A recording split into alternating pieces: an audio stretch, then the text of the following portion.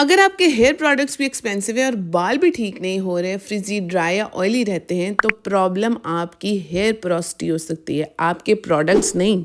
और सबसे इम्पॉर्टेंट बात कि दो लोग, अगर चाहे वो एक फैमिली के ही क्यों ना हो, अगर सेम प्रोडक्ट यूज़ कर रहे हैं तो रिजल्ट सेम नहीं मिलेंगे।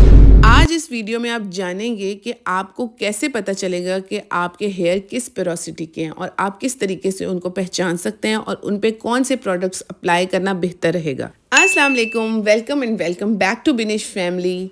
अच्छा जी, सीधी बात, नो बकवास। अब आपको ये पता होना चाहिए कि हेयर पोरोसिटी का मतलब क्या है।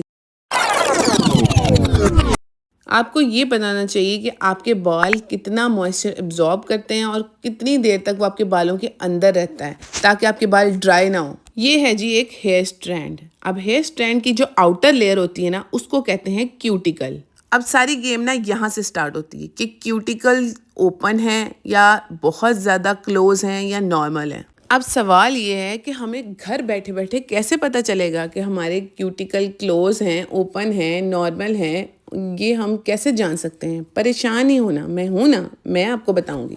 बिल्कुल सिंपल तरीके से आपने एक शावर लेना है और अपने बालों को अच्छे से शावर कर लेना है। आप इतना गीला कर लें कि कुछ ड्रॉपलेट्स उनके ऊपर आ जाएं। उसके बाद आपने उसको 3 से 4 मिनट का टाइम देना है, इससे ज़्यादा नहीं, क्योंकि उसके ज़्यादा अगर टाइम वेट करेंगे तो वैसे ही किसी भी तरह के हेयर टाइप में आपका जो पानी है वो एब्जॉर्ब हो जाएगा। 3 से 4 मिनट के बाद आप देखेंगे कि आपके बालों के ऊपर जो ड्रॉपलेट्स हैं वो स्टिल अभी हैं। अगर तो होंगे तो आपके बालों के जो क्यूटिकल हैं वो क्लोज हैं, क्योंकि उन्होंने पानी को अपने अंदर जज़ब नहीं किया।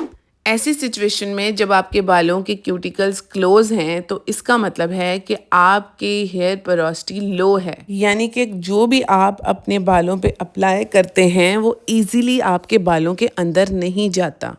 अब यहाँ पर आके लोग गलती करते हैं। गलती क्या होती है कि जो भी मास्क या कोई प्रोडक्ट्स अपने बालों पे लगा रहे हैं तो परेशान हो जाते हैं कि यार ये जल्दी एब्जॉर्ब क्यों नहीं हो रहा, और ज़्यादा लेयरिंग करना शुरू कर देते हैं जिसकी ज़रूरत ही नहीं होती, जिसकी वजह से बाल डैमेज हो जाते हैं, ऑयली चिपके हुए नज़र आना शुरू हो जाते हैं। अब ऐसी सिचुएशन में हम वार्म वाटर यूज़ करते हैं, गर्म ऑयल यूज़ करते हैं, मास्क को अप्लाई करके अपने बालों को थोड़ी स्टीम देते हैं, बालों को हाइड्रेट करते हैं। डीप क्लिनजिंग की ज़रूरत होती है ताकि मॉइस्चर इजीली अंदर भी जा सके और उसमें रिटेन भी कर सके। अब बात करते हैं नेक्स्ट पोरोसिटी की, जो है हाई पोरोसिटी।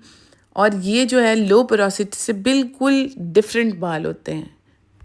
यहाँ पे आके पता चलता है ना कि स्टेप बाय स्टेप कैसे चीज़ों को यूज़ करना है। एक ही तरह की चीज़ हर बाल पे नहीं अप्लाई कर सकते। अब यहाँ पर भी मैं उसी टेस्ट की बात करूँगी। बालों को शावर करके 3 से 4 मिनट आपने देखना है। उसके बाद अगर आपके बालों में पानी अच्छे तरीके से एब्जॉर्ब हो जाएगा, कोई पानी नहीं होगा और ड्रॉपलेट्स भी गायब हो जाएंगे, तो इसका मतलब है कि आपके बालों की पोरोसिटी हाई है।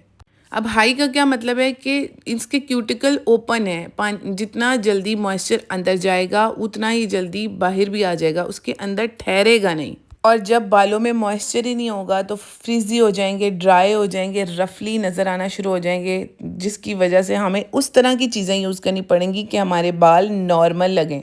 अब मोस्टली यहाँ पर लड़कियाँ क्या करती हैं कि किसी फ्रेंड के कहने पे, जिसकी लो पोरोसिटी है, गर्म पानी से अपने बाल धोना शुरू हो जाएंगी, जिसकी वजह से और बाल ख़राब हो जाएंगे, क्यूटिकल्स और ओपन हो जाएंगे और फिर परेशानी पड़ेगी कि मेरे बालों के साथ हो क्या रहा है, क्योंकि समझा ही नहीं। अब पे बेबे बनने का शौक़ है ना, इसलिए जब हम कोई मास्क लगा लेते हैं ना तो उसके फ़ौरन बाद हाई पोरोसिटी के हेयर में बहुत सॉफ्टनेस, बहुत अच्छा फील होता है। OMG, मेरे बाल तो बहुत सॉफ्ट हैं।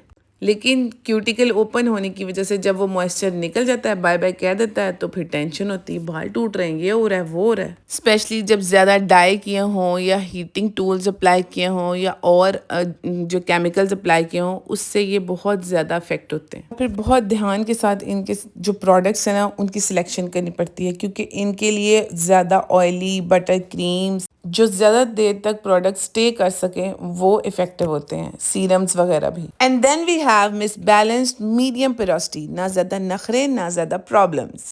इस हेयर टाइप में मॉइस्चर अच्छे से एब्जॉर्ब भी हो जाता है, वो उसको रिटेन भी कर लेता है, यानी कि काफ़ी देर तक वो स्टे करता है और कोई इतनी ख़ास प्रॉब्लम नहीं होती।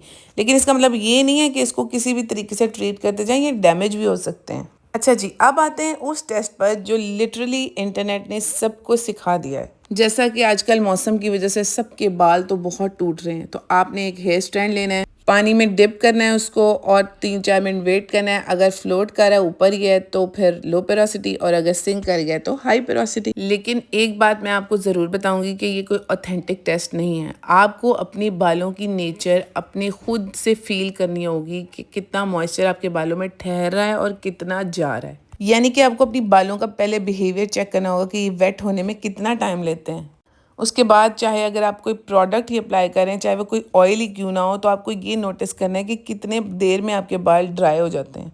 और थर्ड नंबर पे आपको ये नोटिस करना ज़रूरी है कि कितनी देर आपके बाल सॉफ्ट रहते हैं वॉश के बाद और उसके बाद फ्रीजी होना शुरू हो जाते हैं। अच्छा, एक और इम्पॉर्टेंट बात, कभी कभी हमारे कॉम्बिनेशन हेयर भी हो जाते हैं। जैसे हमारी कॉम्बिनेशन स्किन होती है ना, तो हेयर भी हो जाते हैं। ऊपर वाले बाल जो हैं वो इतने फ्रीजी नहीं होते, लेकिन नीचे वाले हो जाते हैं, स्पेशली अगर आप कलर ब्लीच या स्टाइलिंग वगैरह करवा रही हैं तो।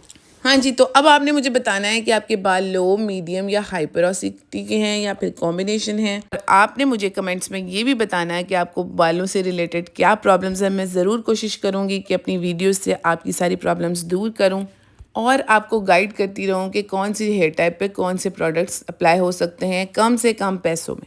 अपना बहुत सा ख्याल रखिएगा। वीडियो अच्छी लगे तो लाइक, शेयर एंड सब्सक्राइब ज़रूर करिएगा। अल्लाह हाफिज़।